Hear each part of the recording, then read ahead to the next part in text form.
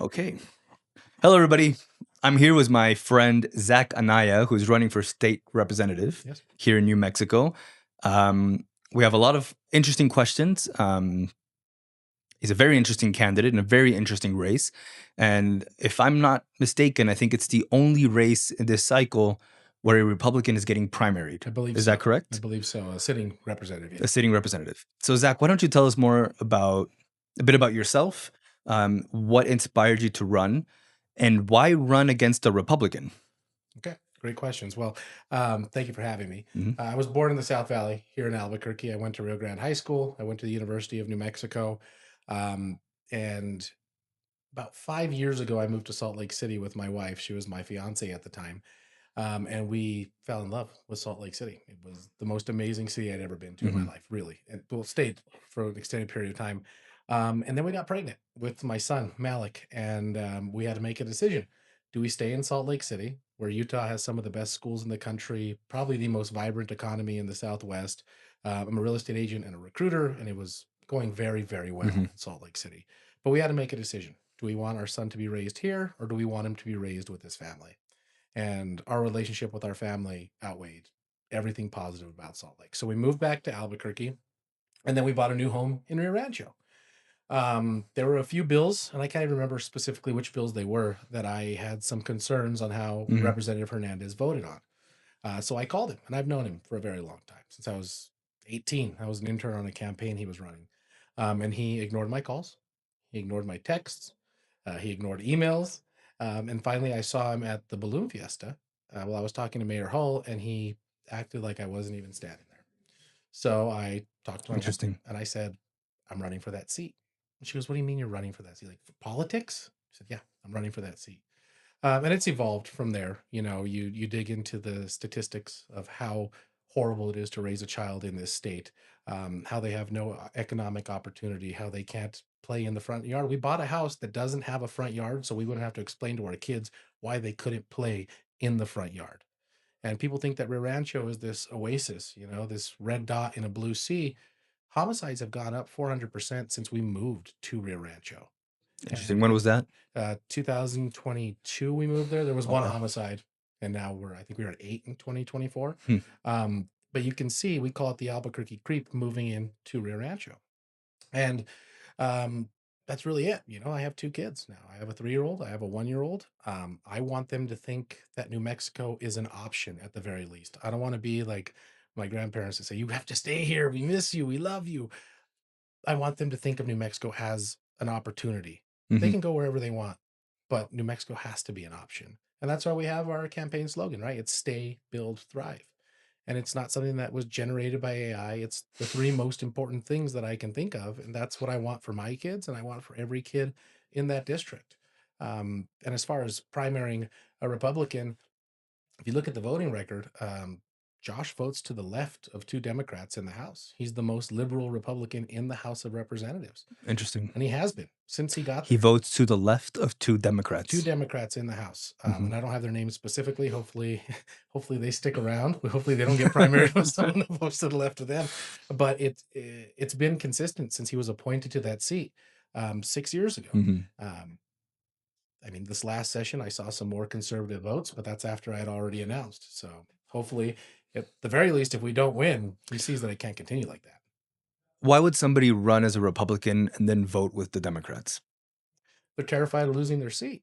I talked to several representatives around the state that support me behind closed doors, but they don't want to say it out loud because Mhm. they're scared of losing that seat in Rio Rancho. Everybody thinks that District 60 is a moderate district. And I hate using the terms conservative, liberal, moderate. We're a family district. Majority of the people that live in my district are first-time home buyers or retirees. They care about very few things. They care about their kids, they care about the fact that their taxes are too high, and they care about the fact that crime is rising. Well, that's all I care about too. That's all you should care about. Mhm. But some of the votes that Josh has taken, allowing illegal aliens to become police officers, he voted yes on this horrendous universal child care bill that's already gone $50 million over budget. The only thing he can continue to keep coming back to is capital outlay money, as if it was something special to District 60. Alan Martinez gets it. He's the most conservative member of the House. You don't have to work for the other side and then tell us you're working with the other side. And that's just the way I look at it. And I might very well lose. People might not like that message, but I'm running on my convictions. I think that's the most important thing you can do is run on your convictions. And one of the challenges that I face when consulting or advising politicians who think they need to compromise in order to win Mm. is that the more you compromise, the more you lose yourself. Yeah. There's a difference between politicians who chase polls. And what I mean by this is, well, the polls show that most New Mexicans want universal childcare. Mm. Well, of course they do. Yeah. Who doesn't? We use it. But a leader understands what the implications are, the ramifications, and what this means for our communities long term. A real leader doesn't follow the polls.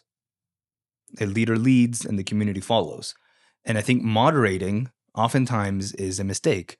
Yeah. Now, you can have moderate or even liberal views on certain issues and still be a Republican. I'm okay with that. Yeah. As long as your convictions are 100% where they are. Yeah. And don't change them over time. I think that's the biggest problem, right? Is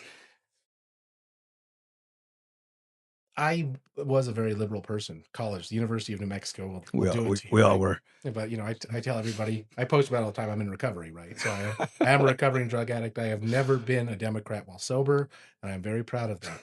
But there's a difference between changing your views because of new information about the views, Yeah, and changing your views because it's popular at the time. 100%. 100%. And I think more the politicians that lose are the ones that don't have that conviction. Yeah. I talk a lot about Donald Trump, Yeah. especially right now in the 2015 primary and 2016 election, where I always challenge people to imagine a Donald Trump controlled by his consultants. Imagine that. Can you imagine?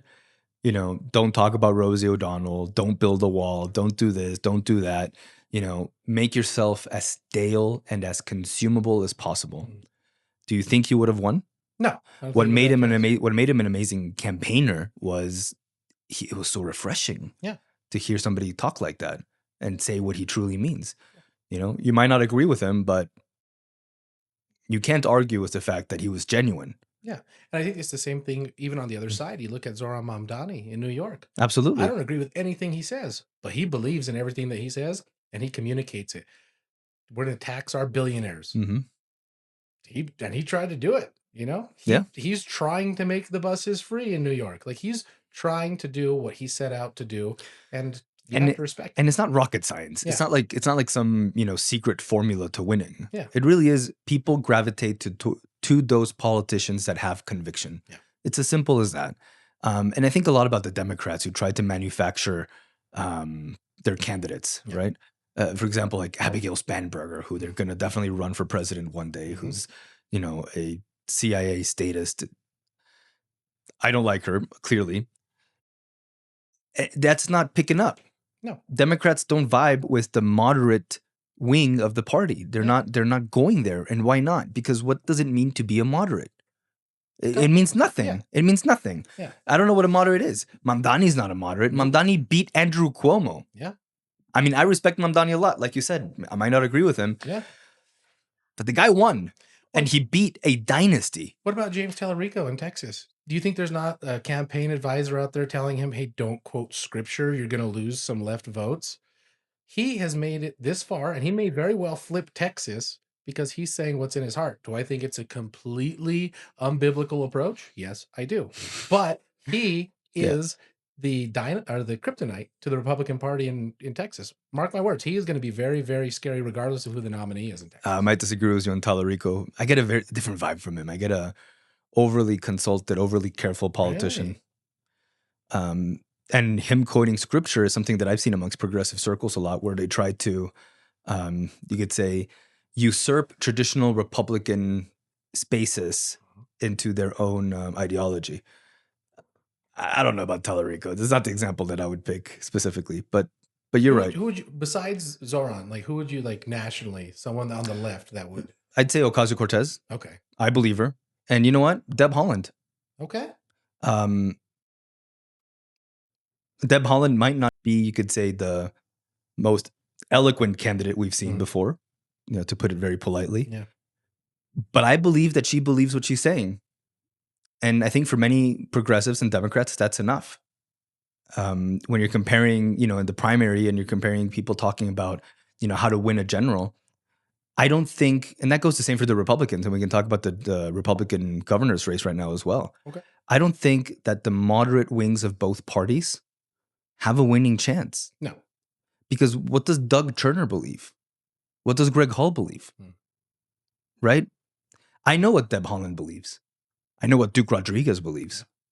The center in New Mexico specifically, I'd say, doesn't win elections. You have to be a little bit radical sometimes. You have to have your conviction. And it could be that you're very much against, let's say, universal childcare Mhm. and very much in favor of maternity leave. Yeah. Right?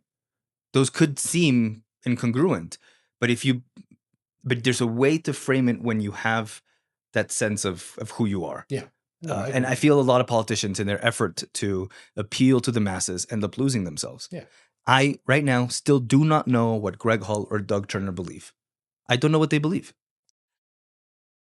Well, that's a difficult one because I don't know Doug personally. Mhm. I don't. But I do know Greg. I know Greg Hall very well. Yeah. I've known him for 13 years. I used to work for his daughter up at HP. It was another company that was in the same building. And I truly believe that Greg Hall has convictions. He is just terrified of losing an election and saying the wrong thing. Yeah. That's the scary part, because he's my mayor. I wish he was still my mayor. I think he should have stayed as our mayor. I wish he would have. But when you are running in a race where Josh Hernandez is the only person that Greg Hall has endorsed in the House of Representatives across the state of New Mexico, he's the most popular mayor we've ever had. And for me to go and support Duke Rodriguez, we might disagree on policy all day long, but I know that Duke hasn't been co-opted to change his views or to stay quiet about his views. The first reason I even looked at Duke was because he was funding his own campaign. I'm like, okay, there's no special interest money Yeah. controlling Duke Rodriguez. And the more I hear him talk, we got on that lawsuit together against the governor for this universal child care executive order. I'm buying into him more and more and more. And, the polling isn't showing it, but the polling didn't show it for Donald Trump either. No. I don't trust polling in any way, shape, or form unless I'm winning in that poll. But it's where we are, right? And I believe that Duke is a man of conviction, and he is vocal about those convictions, and he's not scared to lose this race. Absolutely He not. wants to win, but he's not afraid to lose. And I think that's the winning formula. Yeah. I've advised politicians before, perhaps it's very bad advice, but I always tell them, assume we've already lost. We've been doing that for 5 months. Assume you lost. And actually, in your race, that's a fair assumption. Yeah. Running against an incumbent is really hard. Yeah. So if you already lost, you have nothing left to lose. Why not? Right? And when you have nothing left to lose, that's when you're able to win. Yeah. And that's when you're able to be yourself, to say what you want to say. And it might resonate, it might not. But if you're changing who you are to resonate with the population, I don't want you in my government. Yeah. We've had enough of that crap for so long, especially here in New Mexico. Especially here. Well, I'll tell you a really fun story, and I won't name the senator that called me. I think I told you this when I saw you in person. He said, I hear you want to run against Josh Hernandez. And I said, yeah, I'm going to run against Josh Hernandez. He goes, why don't you run as a Democrat? I go, well, I'm not a Democrat, Senator. He goes, we can funnel in $60,000 to get your campaign off the ground right now. We can take that seat. I go, but I'm not a Democrat. I can't do that. He goes, you can vote your beliefs when it comes to big issues like abortions and guns, but every time it gets close, we just need you to come to the other side. Like, you already have that. What do you mean? Why do you want me to go up there and do that for you? So I told him no. But that's interesting. Why would they want to, in that case, primary Hernandez? Because eventually they'd make it a blue seat. They know I took a 2-term pledge, and they'd make it an even farther left seat when I got out of there. They play the long game, and I have to give them respect for doing that. They have completely taken over control of the state because they play the long game like that. Look at District 12 with Art de la Cruz. He's what I would consider to be a moderate Democrat in a lot of ways. But when Art de la Cruz is done, who do you think is going to take that seat? I mean, he already lost to I forget her name, but she stepped down and they appointed him. They're going to go far left in District 12. The South Valley having a far left representative in the House is very, very likely. Interesting. Yeah. So it's just and if they came after me with that, I can imagine what they're doing across the state. That's fascinating. The 60,000 would have been very helpful right now, though. I will say that. That's your cue to fund. Yeah, donate, Donate ZachAnaya.com. $10, please, Please, anybody. anything helps at this point. Trying to get text messages out. But you made an interesting comment. You said you respected Democrats for playing the long game. Yeah, 100%. What are Republicans doing to compete with the Democrats at the party level, The state party level, in general? this is where it gets difficult. And this is where, the thought of the politician comes into my head. Like, you don't want to talk Mhm. bad about the party. I think that the people that I can do it for you. Don't worry. the people that are involved in the party, that are members of the the central committee, both in the county and at the state level, they want to win elections. Whatever's happening at the state level right now with Amy and trying to get her removed from her seat, I don't have an opinion on it. I'm running in an election right now, but that is going to hurt us down the road. But I think that has been a long time coming. You think the infighting is going to hurt Republicans? Oh, 100%. 100%. Mhm. And you could see it in the governor's race. Like the negativity that's coming out on all three sides, targeting Doug, targeting Greg, targeting Duke. It's going to make for a weak nominee. And it happened with Ronchetti, right? I mean, the trash he was spewing about Rebecca Dow during the pre-primary convention hurt us as a party because her supporters did not want to come over and support Ronchetti in the general election. And I think the same thing is going to happen here at the governor's race.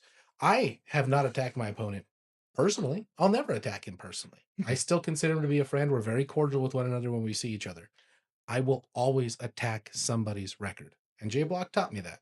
Mhm. The record is always fair game. And we disagree on policy. We disagree on votes. But I think Josh is a good man. I think he is a good dad. But we disagree. And he hasn't attacked me personally, publicly, at least. But that's the way politics should be. And the party is doing this to ourselves at like a chairwoman's position, not Mhm. somebody that's affecting policy across the state of New Mexico, somebody that's supposed to be leading our party. And I think it's become such a distraction that it's going to hurt us in November. And I feel like after all of this redistricting nonsense that's happened around the country on both sides, we have a golden opportunity to pick up CD2 with Greg Cunningham, and the party is distracted with what's happening with Amy Barella. And we need to be focused on that race primarily Mhm. above all else. So that's just my 2 cents on it. When you say above all else, above the governor's race, above everything? I think it's the most important race in the state is Greg Cunningham's race. Interesting. I really do. We have 0 Republican representation in the state in Washington, Yeah, that's true. and over 40% of our state votes Republican, and that is the direct effect of gerrymandering. I mean, look at District 2. I mean, you've seen the map. I mean, it cuts down, it cuts Roswell in half, comes back up into Albuquerque. Like, how are you representing Albuquerque and southern New Mexico? Gerrymandering has gone out of control long before this election cycle, and New Mexico is a prime example of it. And my district, that's why they're afraid of it. They think it's a purple district now because the state has gerrymandered it to include half of Laguna Acoma down to the Rio Puerco. Like, how am I supposed to represent Laguna Acoma and Rio Rancho? Interesting. I didn't know about that. I did not know that about your Yeah. district. It used to go down to Adalia. Now it bumps up against Albuquerque. It's crazy because they're doing it at the state representative level and they're doing it at the federal level, and it just coalesces power around one party. And we just happen to be unfortunate enough to be in a state where Democrats have controlled the process, but Republicans do it too. Not as blatantly, but they do. Yeah, Democrats won't admit it, but it's true. Yeah. And New Mexico is a prime example of gerrymandering. Although I do feel that even though they gerrymandered CD2, that gives Republicans a better chance in CD3. Yeah. Yeah. And it's something I've been noticing traveling around the state. I've been meeting with a lot of Hispanic men who are registered Democrats who voted for Donald Trump. I've met with Navajos who have voted for Donald Trump, who are registered Democrats. And in the gerrymandering ambition of giving Gabe Vasquez CD2, I feel like they've opened up an opportunity for Republicans to take over CD3. Yeah. If we get a good, viable Republican that's able to activate both the southeast region of New Mexico, fundraise tremendously there, and activate the right-leaning voices and voters that are popping up everywhere in northern New Mexico as well. Yeah. Do you see something similar? Yeah. My buddy Jacob, he calls them Catholics coming to their senses. Yeah. The Democratic voters that are, starting to sway to our side. But I think you're 100% Mhm. correct on that. I mean, Fernandez's district is the same thing. It's just a mirror opposite, right? Like our districts look like yin and yang, CD3 and CD2. But that's the danger with gerrymandering, and you could see it in Texas. Like we Yeah. used to have solid plus 12, plus 14 districts in Texas, and now they're plus 4, plus 5 Republican. And I think we're going to see the opposite effect there. But you're right. I mean, there is an opportunity for a strong Republican to win. I like Martin. I think Martin can give Teresa a run Mm. for her money. I really do. He already is. Yeah. And I think she's scared. I think she's really scared. I haven't seen her back in the state this much since she got elected the first time. So Mhm. I think it's game on in CD3 and CD2. Yeah. And the best way to combat gerrymandering is to flip the script on it in any state. If we can win 3 and 2 in the state of New Mexico, they're going to go and try to redraw those maps again, and then it'll make CD1 even more competitive. So, what's the quote from Star Wars? The tighter you try to control all the systems, the more that slip through your fingers. It's the same thing in the state of New Mexico. They're trying to control the process so much, but they seem to forget that there are voters in all those areas that they're gerrymandering. So, um, I mean, but I lived in Utah and it was the complete opposite. The fact that Salt Lake City is about to lose their only Democratic representative, uh, that's a very liberal city compared to the rest of the state. So it happens. Yeah. Interesting. So tell me about your values. What are the things that you want to do in Santa Fe should you get elected? Well, I think the most important thing that we can do in the state of New Mexico is ease the tax burden for our state. That improves our economic standing and improves people's economic outlooks. That alone, I think Duke, that's really what got me with Duke, is he's like, that controls everything. Education, crime, everything comes from a vibrant economy. I think I go a little bit farther right than most Republicans that speak publicly. Is I want to eliminate the state GRT. I Mhm. want to eliminate the state income tax and have a flat sales tax. But then going even further, one thing that I've spoken on pretty passionately is eliminating the property tax for anybody who has paid off their home, Yeah. anybody who is over the age of 65, but that follows you wherever you go. Like, let's say you buy a home, you have 3 kids, it's a 5 bedroom, and then you pay it off and you want to move to a condo downtown Albuquerque. You don't pay property taxes in that condo. You've done it. You've made your 30-year obligation. If you own a home for 10 years, it's 10 years off the obligation of the 30 years of property tax. And I think that that would really improve the housing market in the state of New Mexico. I'm a real estate agent. So many people don't leave their home because of the incremental 3% increase of property tax, and they don't want to go buy $500,000 home and now pay property taxes on that. But if you're able to carry the rate with you or the waiver with you, we have so many more homes become available across the metro. And the reason Rio Rancho continues to grow because we're the only city building homes. You don't have to continuously rely on new builds, which are shoddy quality in a lot of cases. Um, we can increase supply by reallocating it from resale homes, and that happens with property tax. Interesting. Yeah, one of the biggest concerns I hear across New Mexico is housing. Mhm. And you think eliminating the property tax is a way to solve it? Yeah, I think it. Well, if and you look at the GRT too, because it stacks on top of itself. And the gross receipts tax is a pyramid. It's a pyramid scheme in the state of New Mexico. You get taxed on the material when it leaves the lumber yard. You get taxed on the labor and the Yeah, of gas course. to move it, and it just stacks, stacks, stacks. If we were to eliminate the GRT across the state, the average price of a home would drop by $70,000 annually. You eliminate, or not annually, but on the price of the home. If you eliminate the property tax, you're saving over $5,000 a year annually in a lot of cases. So $75,000, Hmm. or sorry, $70,000 plus $5,000 annually. Okay, so you own a home for 30 years. What does that come out to? $60,000?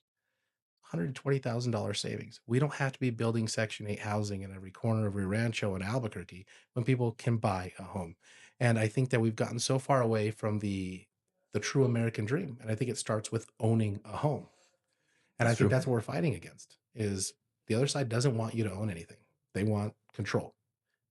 There's no control if there's no property tax and you own your property outright. It's yours. Hmm. You've paid for it. Why do you keep paying for it? Yeah, property rights are one of the foundations of a real democracy. 100%. And 100%. that's what differentiates the United States from many other places. You Mhm. can't own property in China, for example. Yeah. Yeah. And I mean, and it goes further. Like, I hate my HOA. my wife wanted to live in an HOA, but you choose that, right? You make the choice to live in a homeowners association. The Sure. property tax is it's a whole different ballgame. But That makes sense. I love you, HOA. Please don't find me again. I can clip that off. We don't want to get the HOA. You don't mind getting Democrats mad, not the Republicans. Well, it's the but the HOA. But the HOA is still controlled by the home builders in my area. So hopefully they like me because of the gross receipts tax. Sure. So besides housing, what are the other top issues that you have? Juvenile crime is out of control in the state of New Mexico. And I'll give Josh Hernandez his props because he helped kill the bill last session that would have given juvenile offenders a $2,500 stipend after they turn 18, monthly until they turn 25. And this is probably the most unpopular thing I say, but we have to differentiate between petty juvenile crime and violent juvenile crime.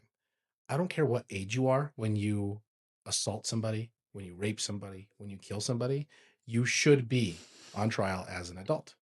Like my dad used to tell me when I was a kid, you want to talk to me like a man, I'm going to treat you like a man. And you want to commit crime like an adult, you should be treated like an adult. And it's just this vicious cycle. Why is that controversial?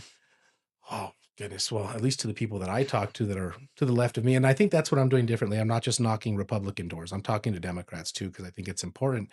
But they say that's what starts the cycle.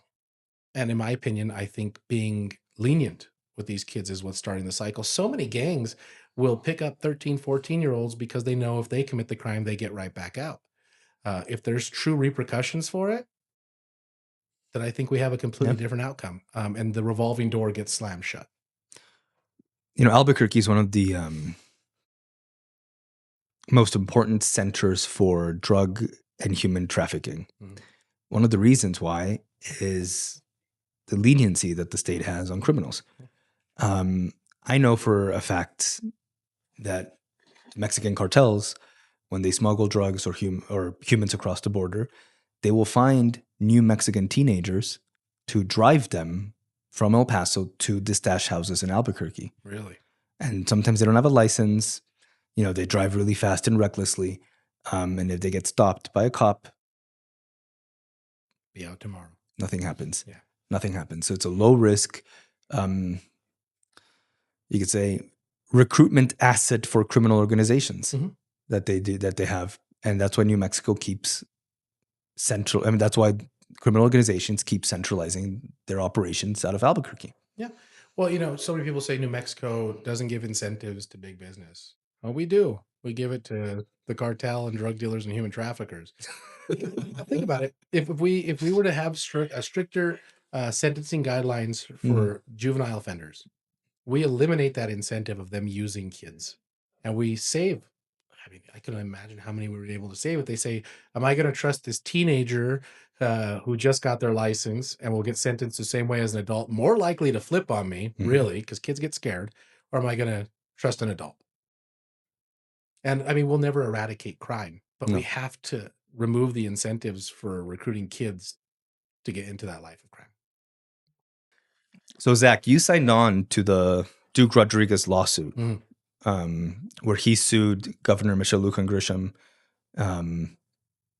for what she did was universal child care. Yeah. Can you explain why you signed on to that suit? Yeah. So I think the biggest misconception publicly is that Duke and I and Senator Lanier are suing to eliminate universal child care. We're not. It's the law of the land. We understand that. But the way that she went about instituting it through executive order, without prior funding, without prior approval, simply unleashing it on the state of New Mexico and telling us that the funding will come and that the funding will last forever, was a blatant lie. So I jumped on board because my kids use the program. Both of my kids are in universal childcare in the state of New Mexico. And I have so many friends that have their kids at the same school and other schools that have bought new homes, that have quit their job, that have bought new cars because they thought this program was going to last forever. And we might not get the program shut down. I hope we don't. I hope we have some new barriers where, millionaires can't get free childcare, or we have to have copays where low-income individuals are now subsidizing the wealthy to get their kids into free schooling. But at the core of it, it is a false promise made to New Mexicans because the governor wants to run for president. That's what happened. And she not only lied, but she did it illegally. So when Duke presented it to me, I thought, hey, I use it. I'm going to look like a hypocrite, like at the end of the day. But going back to my convictions, it's not being instituted properly. And we saw the report yesterday, $50 million overspent in the first 6 months of this program. It is not sustainable. So I think our lawsuit was more focused on making sure that the program can survive, Mm-hmm. um, and have some guardrails on it and hold the governor accountable for it. We might not get anything done by it, but if the judge says you are guilty of executive overreach, then we accomplished what we need to accomplish. And I hope, excuse me, whether I get elected or not, I hope that the House and the Senate are able to set new rules for the program so that Mm-hmm. I can go forward. Because the only way to support our children is to ensure that they're being educated. Do I believe that's the job of the state? No, but a majority of the providers are private enterprises. And I think we should keep it that way. And that's really what it comes down to. Interesting. So you're not necessarily against childcare No, or universal childcare. no, I'm against universal childcare. I'm Mm-hmm. against a blank check for everybody in the state. There's no reason that I should be getting universal childcare. Really. I'll say it out loud, but the program's there. How do you how do you define who gets it and who doesn't? What is the benchmark? So the program says if you make 600% above the poverty line, you still qualify for universal childcare. I think that comes out to like $180,000 per adult in your Mm-hmm. household. And then it gets multiplied by the number of children that you have, if I'm not mistaken. So let's say my wife and I each we make 360,000, but I have two kids, it now goes up to $720,000 in income that you're qualified for. Um, and that's unsustainable. I mean, they built in guardrails really that drop funding in case oil drops below $50 a barrel. They saw it going awry when they were writing the bill after the executive order. Um, I think that if you make 5 times above the poverty line, regardless of number of children, you should not be getting universal child care. So what happens if, let's say, you don't sue the governor Mhm. and you and Duke did nothing and everything is going well and perfect, but then oil does go under $50 a barrel, and they have to stop the program? Mhm. Do all New Mexico families all of a sudden have to start paying out of pocket Yep. immediately after?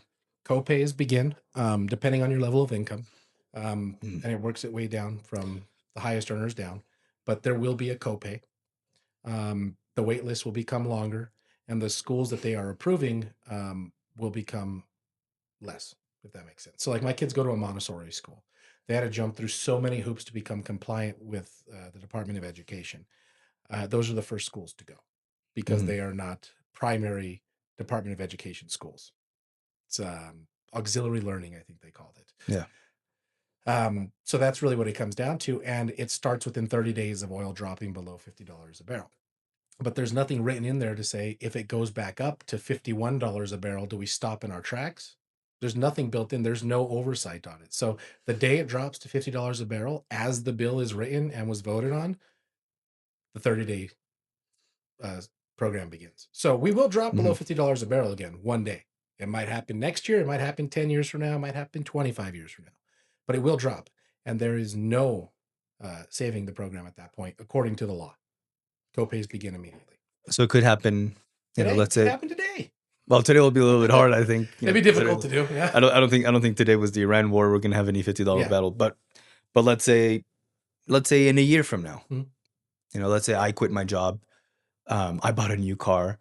I have two kids. They're on the program. Mhm. I save almost $4,000 a month on this. Yeah. It's a considerable Yeah. saving. Massive I mean, savings. it does help me, but I'm not ready financially to all of a sudden 30 days from now start paying 4,000 a month. Yeah. And most people aren't. So it's almost like the governor was selling you a fantasy. Yeah. It's like She's done it her entire perhaps career. to calculate it to last 2 years until she runs for president. Yep. And she won't become president, but this sets her up very nicely to be I think the vice. she's running for cabinet, Yeah, isn't she? she might want to be the Secretary of Health. She might want to be the Vice President of the United Mhm. States. You never know. But this has set her up very nicely because she's able to use it as a talking point for the rest of her career until it goes belly up. I don't think she was expecting it this quickly to start running out of funds. And this is the problem. I think Duke points it out probably better than anybody else. This program will be larger than SNAP and Medicaid in the state of New Mexico combined. It will be our single largest expenditure. And we've tied it completely to oil and gas, Yeah.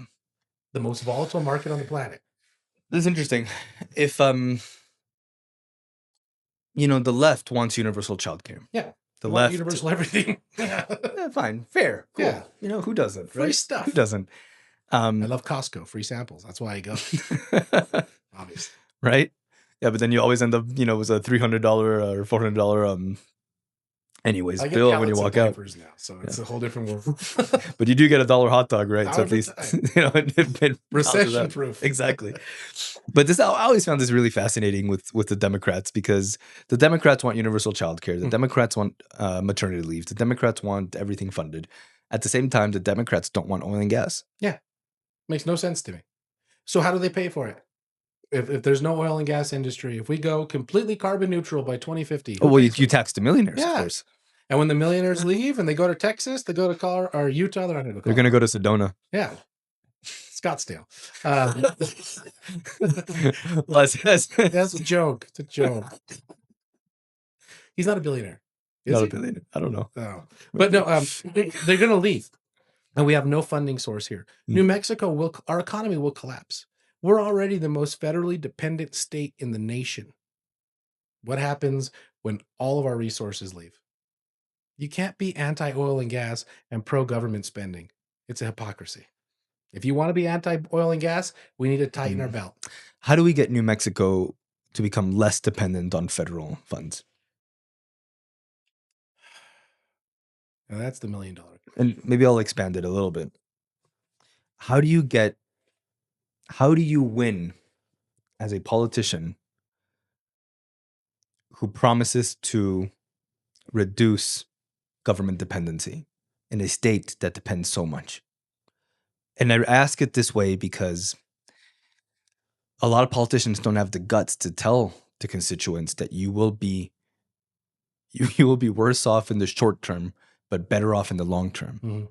The only example I can think of a politician that won that way was Javier Milei in Argentina. But Argentina suffered 20 years of socialism. Yeah. They were already down in the ditches. And Javier Milei comes up and says, you will not be better off with me in the short term. But if we're successful with our programs, maybe you and you and you could become millionaires one day. Yeah. But right now, you're never going to achieve anything. It's the most difficult part of running for a public office is you want to make everybody happy. Mm-hmm. You want to make everybody feel warm and fuzzy inside. That's right. Can I curse? If you want it to. My whole plan revolves around people getting off their asses and getting to work. 32,000 New Mexicans between the age of 16 and 24 are not working and are not in school. They have become dependent on SNAP programs and Medicaid and Section 8 housing, and they live their life that way. And you might very well want to live your life that way. But do you want the same thing for your kids? Do you want them to be dependent on the federal government and have nowhere else to go over the course of their life? And I might never get those people to vote for me. But I was raised by a dad who dropped out of high school and started a construction company. He was a professional boxer and he lost his middle finger when he was ranked number 12 in the world, and he couldn't go on with that. My dad was down and out. He didn't know what to do with his life. And my mom told him, get up and go do something, because he was wallowing. And my dad, I've told him I was going to tell a story. He was wallowing. And he got up and he went to go work in construction. And now he's one of the most successful general contractors in the state of New Mexico. He builds almost every D.R. Horton and a Brazza home across the city. And it's because my mom had to have that conversation. She didn't go, oh, baby, you'll be okay. Come on, I'll go make you something to eat. No, she said, get off your ass. And that's what it has to be with New Mexico. It's uncomfortable. It is, because we've been trained for so long that the government's going to come in and save us, from Barack Obama to Hillary to Kamala, to Michelle and Deb. They want you dependent on the government because when somebody comes and has an agenda that's not theirs, they get to tell you that we're your enemy because we want you to get up and make something of yourself. And you might fail. You might fail. I failed at a lot of things. I wanted to be a hotel manager. I wanted to work at Northwestern Mutual. I wanted to work for my dad. But I found what was good for me. And if you only have one choice in life, you stay in that life choice. And true capitalism gives you opportunity. You just have to take it. Well, that's what Hernan Cortez did when he conquered Mexico. He burned the Burn the ships. boats. I have it. I have a tattoo. Really? It's written in Latin. Novus convertum Oh, with the New Mexico symbol on. That's what it like. My literally. entire philosophy in life is burn the boats. And Hmm. what my buddy Mike tells me, he's like, well, it's more like burn the bridges now that you're running against Trump. But you have to do it. You Like, if gotta do not it. me, who? If not now, when? It's If overused. you're afraid to piss off people, don't get into politics. Yeah. In fact, don't get into business. Just Yeah. Stay in a hole. stay in a hole. Yeah. Collect Medicaid and SNAP benefits and just stay there Mhm. and be fed what you want to be fed. But my first boss in real estate told me, you have to be comfortable with being uncomfortable. And that's really how I live my life, both business, personally. Like, we just ripped off the band-aid one day and say we're running for state representative. And now I'm being interviewed on podcasts. I'm in the journal, like all these things. And I I'm tell just, that to young couples, young married couples. It's like, oh, we're not ready for kids yet. just do it. It's like nobody's ready for kids. No, I Are don't you think my crazy? mom's ready for kids, and we're both in our 30s. Exactly. But you have to, or what's life if you're not uncomfortable? Yeah. You're not growing. You if you're rise to not the comfortable. occasion, Yeah. and you meet the challenge that you're willing to strive for. Yeah. And I 100%. appreciate that, and I admire your tattaoo. I'll show it to you after. I'm Yeah. putting a lot of layers right now. Yeah, you came dressed pretty professionally, like a proper politician, Zach. Yeah. I'm even wearing the boots. Took notes from Sam Bregman. I didn't wear the hat. All I should have right. worn the cowboy. I was gonna say you took notes from Greg Hull, who just brought some fresh new boots on his way south. No, Cavenders, dude. My hat's real though. It has dirt on it. yeah. Well, I wear boots every day too. I've worn boots everywhere. You know, I lived. I was telling you earlier. I had a chance to do a 6 months internship, scholarship, whatever they want to call it, in the German Parliament. Mm. Right. So I worked in Germany in the federal Parliament of Germany in Berlin. And every day I wore my black cowboy shoes, cowboy boots with my suit, just to rub it into the Europeans' faces that I'm not from here. Yeah. But Another yeah. American. Another American. Yeah, and I was always the only Republican too. We were 11 Americans in that program, 10 Democrats, and me. Oh. So of course I wore my boots, and of course I got in a lot of fights and arguments. You're wearing the proper footwear to do it though, so it's for sure. Yeah. I became friends with Ambassador Phil Murphy also because of that. I went to the 4th of July event at the U.S. Embassy, and he was wearing cowboy boots, even though he's from New Jersey. And we bonded over that. And then every time I'd bump into the ambassador, he'd say, "You're the guy with the boots." So crazy what people remember, right? yeah. He later became governor of New Jersey, which was pretty interesting. Yeah. Good stuff. It's really good Right? stuff. All right. I feel like we kind of ended into a lull. Do you want to talk about Epstein? Yeah. All right. And just lead off with that. Like, we're going to talk about Epstein. Zach, one of the interesting things, Zach, Doug Turner just released a very interesting ad talking about Epstein. Why do you think he goes after Epstein in the final stretch of the primary? Well, that's what people are talking about, right? I mean, we have to address the elephant in the room that this is probably the most talked about issue in American society, not just politics today. And I think Doug does really good work in his ads, like the jogging and the kids. Like, my wife was like, I love him. But that ad in particular, it kind of glosses over the main issue, right? Like, we're not just some state talking about Jeffrey Epstein in, Little St. James or whatever his island was, or in New York. He had a base of operations here. And there are names that go along with that base of operations. Bill Richardson, Deb Haaland, Gary King. And he never brought that up, which is a little difficult for me to swallow as a conservative when we have people named in the files in New Mexico. And people are going to they're going to jump on this, I guarantee you. Like, what about Trump? He's in the files. I'm like, yeah, well, I'm not running for U.S. House. I'm not running for U.S. Senate. These are people in our backyard. I mean, Zorro Ranch is 45 minutes away from my house. Like, it was happening here.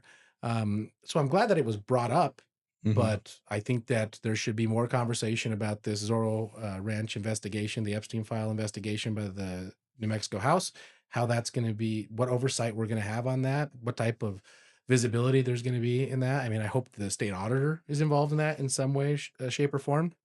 But we also have to name people that were in the files. You're going to run for governor against Deb Haaland. If you win the nomination of the Republican Party, Deb will be the Democratic nominee. Name her. She's in the files. She was on his airplane. I mean, I like the tribute to the victims standing by the wreaths. I think it was really touching.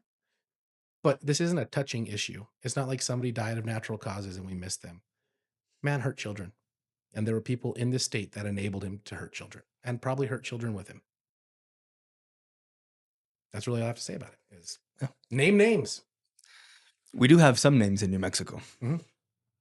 That's for sure. And nobody seems to point at the elephant in the room. And I really hope that we can turn this into an apolitical issue.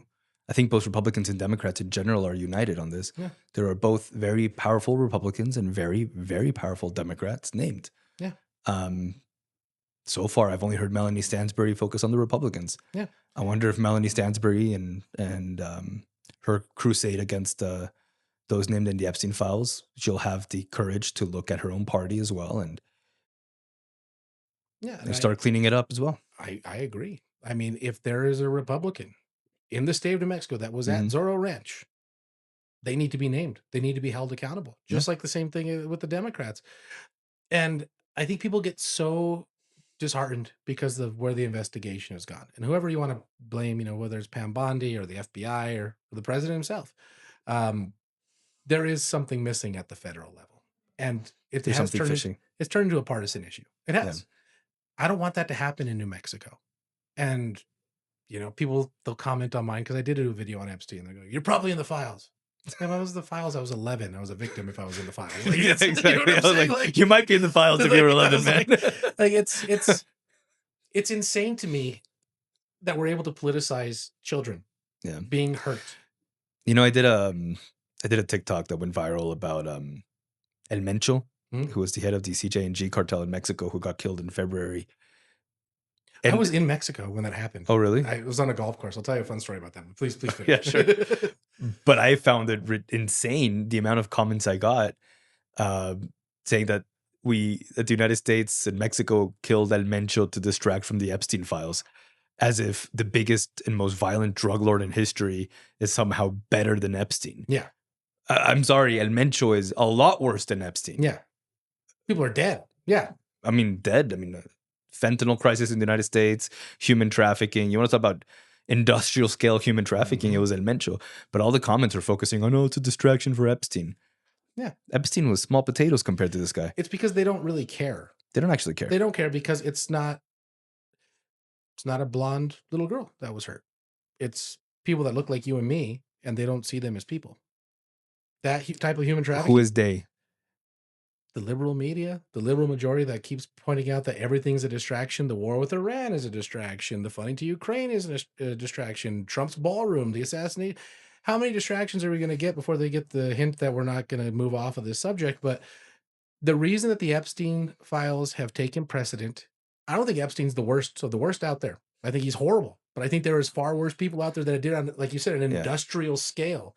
But this one captures the imagination because of how intricately involved he was with our politicians and our leaders and our business leaders.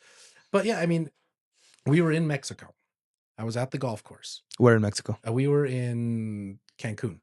Yeah. Okay. So we were staying in Cancun. We were there for a business trip. And I get the alert on my phone, shelter in place from the U.S. Embassy. And I'm like, well, I'm on the 17th green. Like, what do you mean? I have to finish. So we finish. We get into the truck to go back to the hotel. And this happened 30 minutes before we left.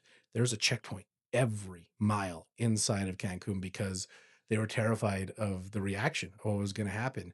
Every American stayed in their hotel that night. Like my wife and I stayed in our room. We didn't even go down. And it became this just like huge issue around the country in Mexico. Yeah, my aunt got stuck in Guadalajara when that happened. She went down to Puerto Vallarta for a wedding and... Like true danger. Like not us commenting with each other on Facebook, like you suck, blah, blah, blah, blah. Like this was a country that was about to slip into civil war. Yeah. And I was 16 hours away from home. We talk about Mexico and Mexican politics.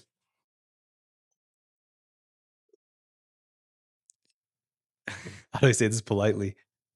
American politics are soft. Yeah, Little League. It's Little League compared to what Mexicans deal with. And I spend a lot of time in Mexico City, and I've been involved also in Mexican politics for a long time, and it's hardcore. Yeah. It's a totally different league and a totally different level. Yeah. The threat of violence is persistent.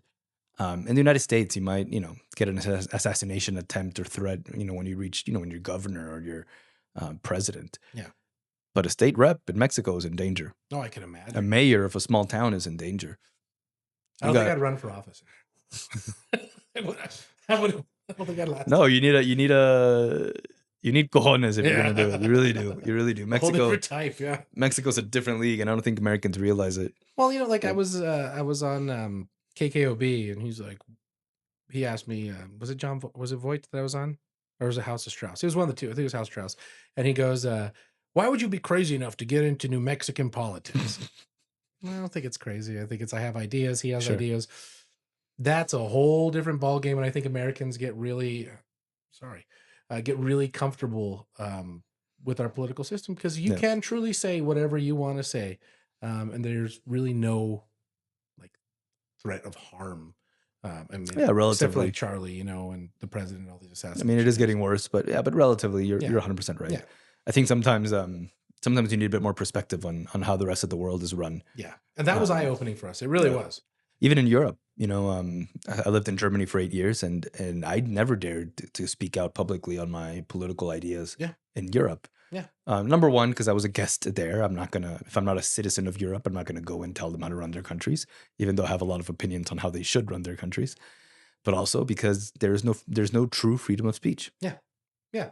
You know? And we take it for granted here. And I am so blessed and so lucky that I'm Mhm. able to say what I want to say. I'm able to get my message out there. And the worst thing that can happen to me is I lose. It's not too bad, is That's it? not bad. Not too bad. My wife would be happy probably. I get to be home a lot more. Yeah, but we do need to get you in there. We're trying our best. We're trying our best. Apologies to your wife, but Can't no, get the but new house in Bosque Farms, baby. I'm sorry. I don't know. Maybe in politics you can. Yeah. But A lot of people don't live in the district. A lot of politicians are able to make money off of it. Mhm. Well, on that note, Zach, No. I'm joking about corruption. It's not a joke. Yeah. But I really do wish you the best, and I think Thank you have a very solid vision for New Mexico. And one thing I respected about you from the first time I met you, and we started, talking to each other, was precisely that: the fearlessness and the conviction. It's not easy to go after an incumbent. Yeah. You're going against the establishment. It's not easy to publicly support Duke Rodriguez either, No. because it's also going against the establishment. It's not easy putting your family out there, being in the public eye. So I respect what you're doing, and I appreciate what you're doing, and I wish you all the best, and hope to see you in Santa Fe, Thank you. my friend. Appreciate you. Órale.